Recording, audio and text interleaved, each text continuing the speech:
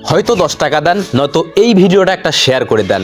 আপনার 10 টাকা কিংবা একটা শেয়ারের মাধ্যমে এই মাদ্রাসা নির্মাণ হবে, এই কথা বলে একটা ভিডিও করছিলাম। আপনারা শেয়ার করছেন ঠিকই, কিন্তু সেই পরিমাণ অর্থ দিয়ে সাহায্য সহযোগিতা করেননি। মাদ্রাসার কাজের জন্য ইয়া রাব্বুল আলামিন, ভাই আল্লাহ তোমার কাছে সাহায্য চেয়েছিলাম।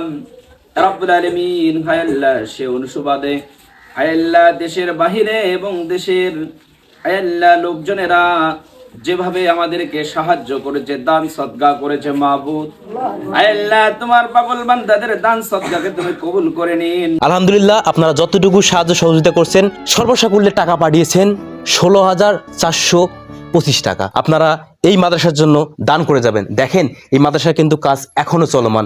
মাদ্রাসার বাচ্চারা কিন্তু তাদের কিন্তু থাকার জায়গা নেই। আপনারা ভিডিওটা যে যেখান থেকে দেখতেছেন না কেন, ভিডিওটা পর্যাপ্ত পরিমাণ শেয়ার করবেন। আপনার একটা শেয়ারের মাধ্যমে হয়তোবা এই মাদ্রাসা পেতে পারে 10টি টাকা। আমি মাদ্রাসা কমিটিকে এবং মাদ্রাসার মোতামিমকে 16,000 আপনাদের দেওয়া সেই 16,425 টাকা উঠাই দিব। আপনি একটু টাকাটা একটু উঠাই নেন। আলহামদুলিল্লাহ, তাদের এই অর্থটা পেয়ে আমরা অনেক খুশি। আলহামদুলিল্লাহ, তাদের দানের হাত বাড়িয়ে দেওয়াতে আমরা এই বাচ্চাদের একটা থাকার যে ব্যবস্থাপনা করতে পারতেছি।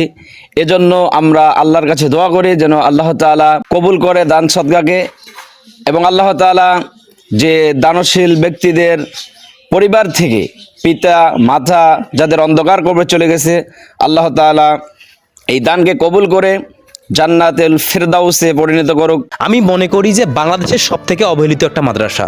এই মাদ্রাসার জন্য আপনারা 10 টাকা 5 টাকা যেটাই পারবেন না কোনো, হয়তোবা আজকে আপনারা একটা বাজারের টাকা বাঁচিয়ে এই মাদ্রাসার জন্য 10টা টাকা দেন ভাই। আপনার 10 টাকা কিংবা একটা শেয়ারের মাধ্যমে কিন্তু এই মাদ্রাসাটা নির্মাণ হবে। এই মাদ্রাসার ছোট ছোট কমলবতী বাচ্চারা এখানে দিনই কোরআন শিক্ষা কিন্তু তারা গ্রহণ করতেছে, আপনাদের 10 টাকা কিংবা একটা শেয়ারের মাধ্যমে।